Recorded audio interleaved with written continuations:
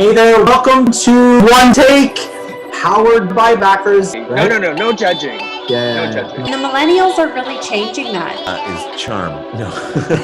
All success begins with desire. I feel like I'm on fire right now. OMG, baby, tell them. Hey there, welcome to One Take, powered by backers. I'm Justin Fox. I'm joined here by my special guest of honor of the day, Ian Imrie. Ian, thank you very much for joining me. Justin, thanks for having me. This is great. Been great get to know you with what you've got going on with backers, and we're gonna have fun. It's gonna be a little comedy hour. I mean, you are a comedian, so I don't have a huge intro, but we'll just go off the cuff. COO of DSRA, who is obviously currently raising, and Tantas Health currently raising capital on the backers platform. So you guys are just launched a couple days ago at this point. And a comedian extraordinaire, former Ontarian, transplant into the beautiful British Columbia, and now, where do we go from there? No, comedy. I retired comedy not too long ago. I still play from comedian. time to time. It is definitely a chapter in my life that I cherish. Got to see a lot. Got to meet a lot of great people, work with great people. Robin Williams was one of them. Wow. Vancouver, and was when he was doing RV. When he was doing RV, he stopped by and did a lot of, just drop-ins, hang out, do a lot, and a lot of the local comics that were around at that time. Got to spend some good time with him. Got to hang out with him and do some Q&A, personal Q&A with one of the greats in comedy, and he was such a gracious man with his time and give us a lot of insight to his brain and what it means to be Robin Williams. But no, it was once the kids showed up, I decided to slow down a little bit and jump into the world of entrepreneur. Right. And this is where we're currently at. Cool. I mean, yeah, obviously rest in peace, Robin Williams. That That one hit me hard. That one hit me hard when I was we were on a family trip. I was on an airport in the airport, and I remember reading it. It gutted me. It was one of those, what? No. And that's I mean, I don't want to use that to segue into kind of mental health and that sort of thing. But again, you often don't know necessarily what people are going through or potentially in their life or what's happening, right? And that's sort of one of those things that the comedians often are the loneliest and carrying a lot of the baggage, saddest, right? Because if you can laugh about it, that's kind of there's probably a lot that's gone on where you're just like, if I'm too bogged down by this and too mopey, life will be pretty unbearable, right? So often turn to comedy a little bit, right? Yeah, no, I've seen a lot of good folks, a lot of folks carrying baggage, a lot of folks just, keep to themselves. And as you say, we're kind of segueing into what we're currently doing with DSRA Scientific. That is a project, a management team. That's who we are. We manage a company, and one of our management legs is Tantas Health. Tantas Health is a natural company that we manage. It is in the medical cannabis space that we noticed that we came across a lot of folks that were needing a lot of help with stress, anxiety, sleep deprivation. Coming out of the pandemic, a lot of anxiety, a lot of addiction, a lot of baggage that was being carried from that. Exposed a little bit too, right? Just it was nobody had been in that scenario before in human history. This turned into a conversation that folks were coming out going, you know what, I'm not okay. I'm not okay. I need to figure out what my options are. And some of the pharmaceuticals that were being treated didn't really necessarily help. And in a lot of cases, it made people feel worse. And they started looking at, well, what are some of my options? And that's where Tantas Health, owned and operated by DSRA Scientific, really started to make a mark, specifically in the realm of first responders. Right. We saw a lot of folks that are first responders, police, fire department, paramedics, the veterans, and of course, all Canadians, including Indigenous communities, all were raising their hand going, yeah, I need to talk. I need to figure out what some of my options are. So that's where DSRE in the last 4 months or so said, well, we need to do this better. We need to reach out in a way that creates a community using the digital tools that are available. Tap into some of the AI tools that are neat and fancy, and be able to connect in a way that hasn't been done before. So that's where we really started to peel back the layers a little bit and go, okay, let's get in there and provide a support hub that hasn't been done before, and not just provide just medical cannabis or CBD, other natural products. Let's get some coaches in here. Let's get a lot of folks the support that they're really truly needing. That's going to make a difference and make a difference in a way that they haven't seen before. Cool. Yeah, that's awesome. I mean, yeah, obviously COVID was I think it was an eye opener, if you will, for a lot of people. It really, kind of broke down a lot of barriers, and people started to maybe indulge early on, or it sort of exposed maybe sort of deep-seated things that were hidden in a way, back of people's minds or back of society. But so let's just touch, just to kind of clarify. So currently you guys are operating a medicinal marijuana distribution business, if you will. I don't want to say words or mince words. I guess you could put it in your words. That is Tantus Health, and that's for the CBD medicinal marijuana, and you're currently operating that, and now you've noticed or seen I guess the opportunity around the mental health side to start to really support those people. Do you want to maybe discuss the evolution of kind of DSRE, Tantus, or like how that kind of like give us maybe a bit of a Cole's Notes version of yeah, that was our first project. We said, okay, let's get a license, and this was all taking place just in and around COVID. We had some friends and family that came together, and we launched DSRE in a way that hadn't been done before. And what I mean by that is a lot of people were rushing to go and get medical cannabis out in dispensaries, like retail extraction dispensaries. companies. Well, okay, well, what about the medical support system? Like, because this is why we legalized the Cannabis Act, and DSRE launched. Well, let's get a sales only license where we can actually get in there and provide products of all flavors. We can definitely say that oils are going to be our number one product, because we're not smoking, we're not inhaling, we're using a healthy delivery of MCT oil or extra virgin olive oil, and that is one of the healthiest ways that we can deliver a CBD product. So that kind of launched us into 2021, 2022, when we officially went into market, and we've been in market for the last 2 years, just getting in there and connecting with folks that need it the most, and that is the first responders. We got into the Calgary Police. We've been talking to the RCMP. We've talked to the Toronto Fire Department. We've talked to the Vancouver Fire Department, and now we're just quickly growing in a way that we hadn't anticipated. So now we wanted to kind of step back and add some of the most some key components to these relationships, and create more of a health and wellness approach with DSRE. And provide some of these technical tools, the AI tools, bring this to all Canadians, including the Indigenous community.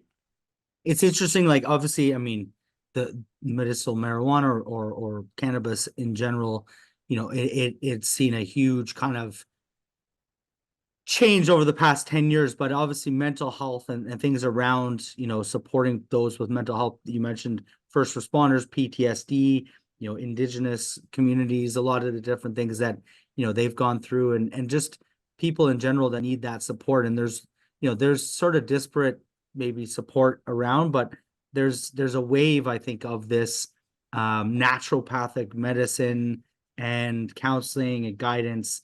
I know, my wife's talked about psychedelic assisted therapy, things of those type. These are all hot topics. Exactly. These are all hot topics. Right? Yeah. So and we're not just a medical cannabis company. Right. Yeah. No, I get that. That's one aspect of it. Right? One aspect of. Yeah. Exactly. Right. That's we're partnered with a group out of Ontario called the Frontline Forward team, and we've inserted ourselves as a support hub for them as well, because they provide a great service of 24/7 counseling. They provide yoga. They provide excursions and retreats that are very important to the mental health. So what we're looking at doing is just broaden that across Canada. We got to reach that and create a community that people know where to go to, a beacon of light, a beacon of education and learning and understanding of, okay, maybe I don't want to use pharmaceuticals. What are the other options? Okay, well, yeah, CBD is one. Let's take a look at your other supplements, your other natural supplements. And yeah, if there's an opportunity to review what psilocybin's doing in the market,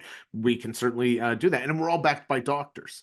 Right. We're not raw dogging this. We're out there supporting folks with doctors that are licensed, that are writing medical documents and prescriptions to these types of support systems, that is vetted by Health Canada, making sure that all of these components, check marks, if you will, are in compliance. And then if you have the right health insurance, that health insurance is going to cover these products. Right.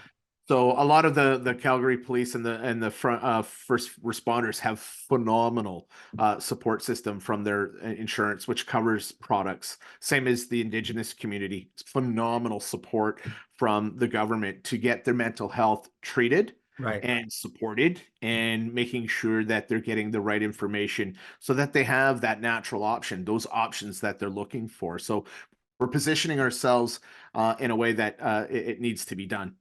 Yeah, no, it's good. And the communication aspect, I know we've talked about sort of the media outlet, like creating that media hub, that communications hub, that ability to kind of educate, inform, a little bit entertain. Obviously it's a combination. People learn when they're, they don't want just that mundane, whatever, but it's that ability to connect with the communities, connect with people as a whole, right? And get the message to everyone, correct? Yeah, we're looking at many different ways of doing that too. We've just started a podcast. We've got 2 episodes. You've got your own podcast going. Exactly. Yeah, we've got a brand new podcast that we're doing. It's called Let's Talk and Review This. It's an opportunity to bring in people that are talking about their testimonials. We've already got one individual that talks about the importance of bringing happy into the workplace, and just having a positive attitude, being able to accept a compliment. I learned so much on that podcast. It was like, oh my God, yeah. It is hard for people to accept a compliment, and that has a psychological impact in a lot of ways. So just talking about it and realizing it is going to be the testimonial that we'll need to share on that. And I've got a great co-host as well. Michael Adamswaite is a local Vancouver performer, actor, voice actor. He's out there and very well. He's got some great credit. He's on Planet of the Apes. He's done some voiceover for Lego Ninjago. He's the Blue Ninja Jay. So we got great people that are trying to work hard and bringing awareness to what we're trying to accomplish, and that is get mental health and PTSD to the front of the conversation and get people aware that there's a place to go. There's many places to go, and we want to guide you and be your coach and be your support system along the way. Yeah, it's interesting too. I was just speaking with someone today, potential issuer as well.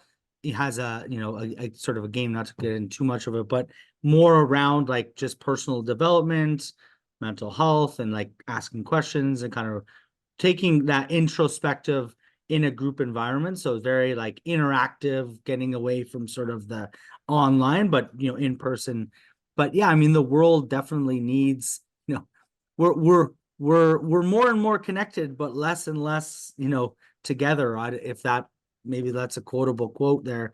More and more connected, but less and less together, right? Like, everyone seems to be, in their little bubbles, but yeah, we maybe do Zoom calls and we never really actually get together in a, sort of physical sense, right? So, I think having an outlet or knowing that there's the ability or things that are there, resources, whether it's, the medicinal side of things or just resources to understand what's available and talk to somebody and friends, family, community, all of that. Learn with what other people are doing.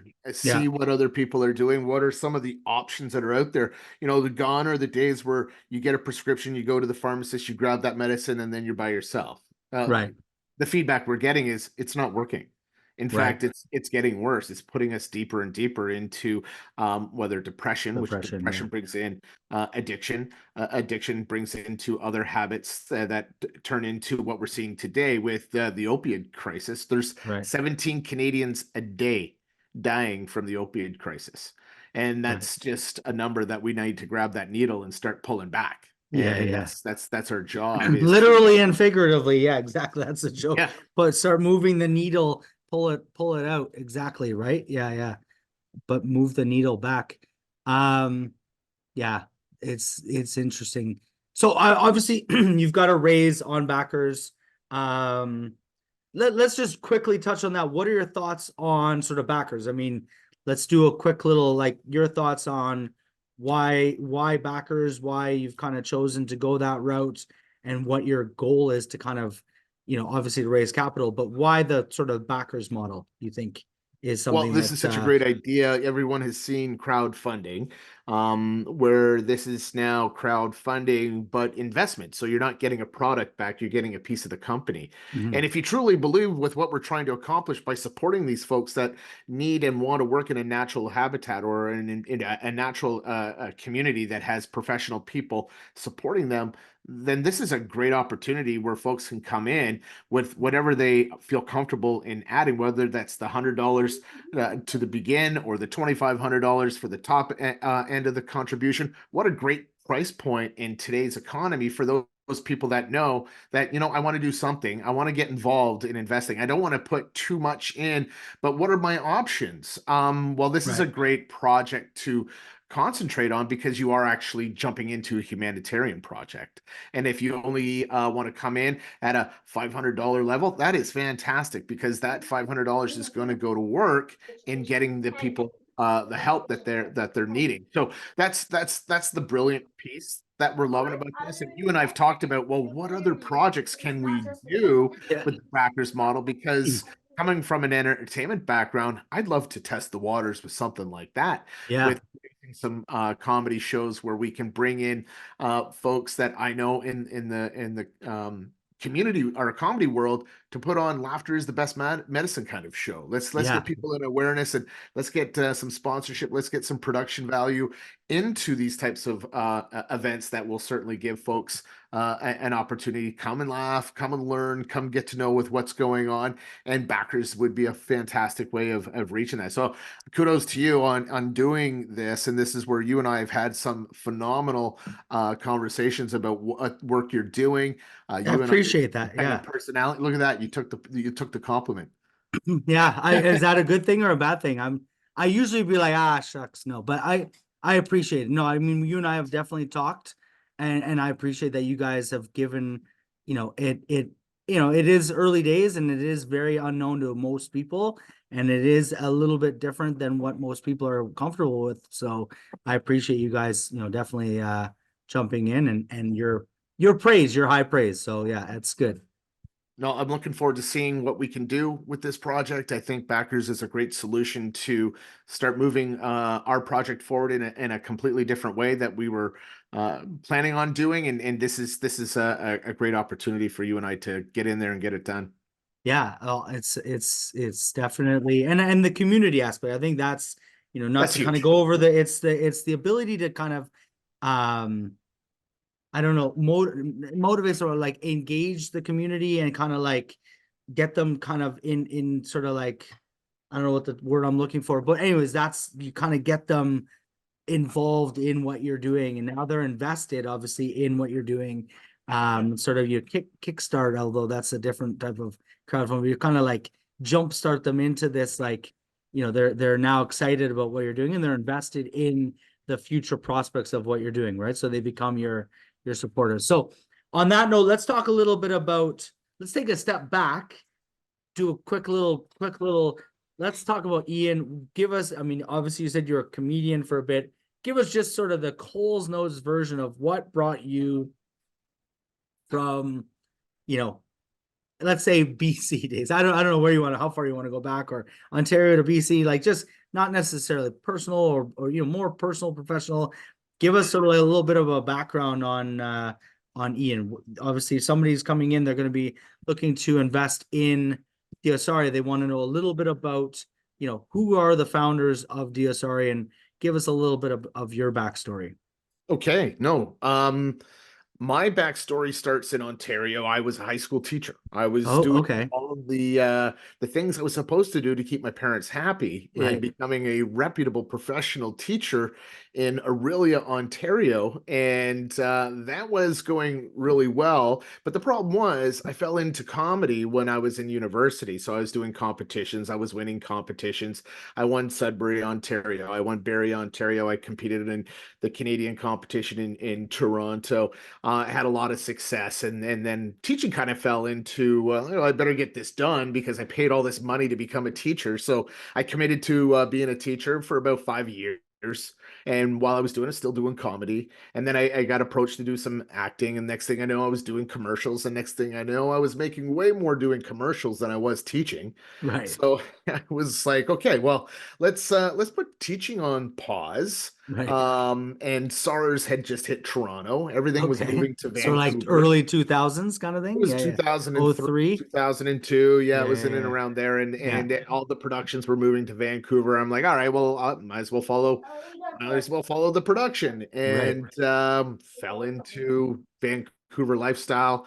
Had an amazing opportunity to do some acting, met some great people, met some great productions, and just turned into, well, let's just kind of keep entertainment going until the kids showed up. Got married, had kids, and it was Right. like, let's do the Rook Moranis thing and just put everything on pause and be a dad. And so I was not just a dad on TV, I was a dad in real life. And during that time, I was like, where else can I make some money where I can be reliant in bringing dinner home and Right. getting viewers, and entrepreneurs where I got started. So rolling into family members that were dealing with had a health scare, became a cancer patient, and was kind of lost with the diagnosis that regular pharmaceutical treatment will only speed up the end of life event.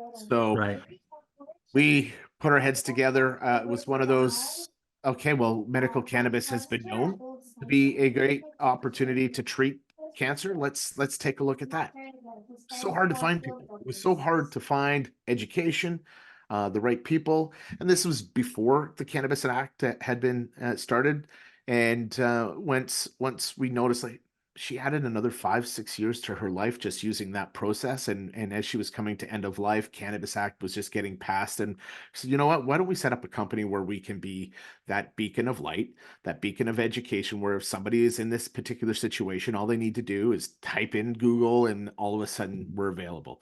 And to be licensed in Canada as a Health Canada a licensed producer, you have to have that medical license in place. So we Right. did a friends and family raise, and we did everything that we set out to do, got into market. And with everything that we've developed, I've been out there calling folks, people that I know, bringing in the Calgary Police, the Veterans Affairs of Canada. And of course, we just got to the point where we need to put a pause and let's do another capital raise and get some of the key components that we need to put in so that we can start working with these folks effectively. Yeah, yeah. No, definitely. That's Exactly what interesting. You Backers is may, for. what's that? Exactly what Backers is for. Yeah, well, I mean, yeah, that's basically what it was built for and designed for, exactly. And it is meant to be, I believe, and I toot my own horn all the time, but I think it is will be the default way to raise capital in the future, right? I mean, obviously the parameters itself need to expand a little bit, how much you can raise, how much people can invest in those types of things. But I think if done well, it is the future of finance, where you're now getting that funding from the community, from the very people that you're supporting, right? And that's kind of, I look at models like I just did the drive across the country couple. Obviously, we've talked a little bit about that. The co-op, that co-op model, right? The co-op gas stations, where it's kind of like community owned, community operated, everyone shops there and participates there, right? So, yeah. And what you guys are doing is phenomenal, right? As well. I mean, I want to say, what you guys are doing is amazing as well. And kudos to you guys for We get being great able, stories all the time, all the right, time, of success stories of how all you've the helped time. Yeah, and changed people's lives, right? I've changed people's, not me personally, but just But the yeah, service through that what we're you do, providing right? and the Yeah, products and the guidance and the coaching that we're providing. The feedback we get is, my depression was at a point where I'm riding my bike and I noticed a very large truck coming, and I had to talk myself out from putting myself in front of that truck. But with the support and the sleep and the products that I'm using, I am outside running, enjoying people, enjoying life. And that's just one small story. We've got a child that is epileptic, could not even get to school because he was having so many episodes where he just could not be in public. It had to be controlled pharmaceutic wise. And the doctors came back from BC Children's Hospital saying, hey, have you heard of CBD? Maybe we can get him into a program with a CBD program that will benefit him. And that's a game changer for him. He's now on yeah, a CBD regimen that he's now at school. He's changed his life. And we were a part of that. And that's the service that we want to continue to grow with all of Canadians that are looking for help, specifically with PTSD coming from the first responders, from the veterans and the well, all Canadians, all Canadians. yeah, no, exactly. It's and that's that as a founder, as a those are the things you like to see, right? That's why we do what we do, right? Is the ability to hopefully To make a difference. change lives, make a difference, right? And Yeah. and This is a great play our little humanitarian part. project.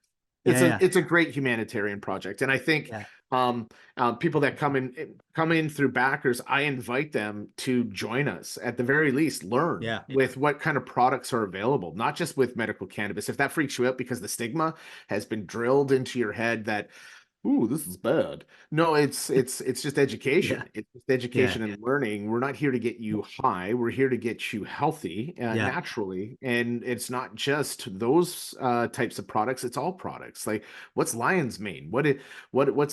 Where vitamin D is a huge component. Let's talk about that. And our practitioners review all of that with you. I'm not a doctor. I'm not here to tell you what to do for your health. I'm here to show you the process, show you the step-by-step process that we have. We let the doctors do all the coaching. We let them know, they let you know what needs to be done in your roadmap to health. And we just make sure that you can understand and review what kind of capsules or dosing, those types of questions we're here to help with. But the doctors lay everything out. They vet everything before we even move forward with any type of product suggestions. Right, right. So it's very much, it's a different, I think, and you sort of laid it out there. It's different from maybe what people think of when they think of, cannabis, marijuana, there's a dispensary, I don't know what we call it, retail or what would you call it? Kind of like I call them the new Starbucks. recreational, They're the new right? Starbucks. Right. There's one on Every every corner. corner, right? Like it's, Everyone on every corner. and this is much different from that. This is the medicinal side. This is around mental health and that aspect. So appreciate you joining me here, Ian. I know we've kind of tried to get us on this. I know we're gonna do many more. I know I'm gonna get Travis on here. You and I are gonna do, and maybe the three of us gonna do a couple different things as well. So I appreciate you joining me.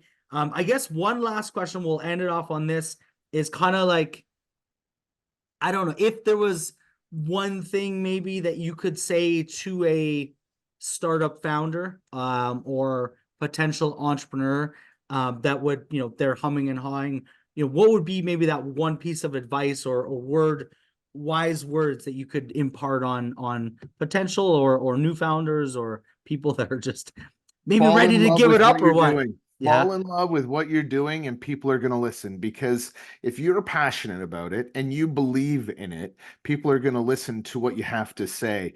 And if you are bringing an honest approach and being honest with the people that are in your community, then people are going to follow. They're going to support you. They're going to give you the support that they need to be successful. And so just love what you're doing. It's not a job that way. It's a cliche, I know, but literally when you are working with people and helping people and love what you're doing, it's not work.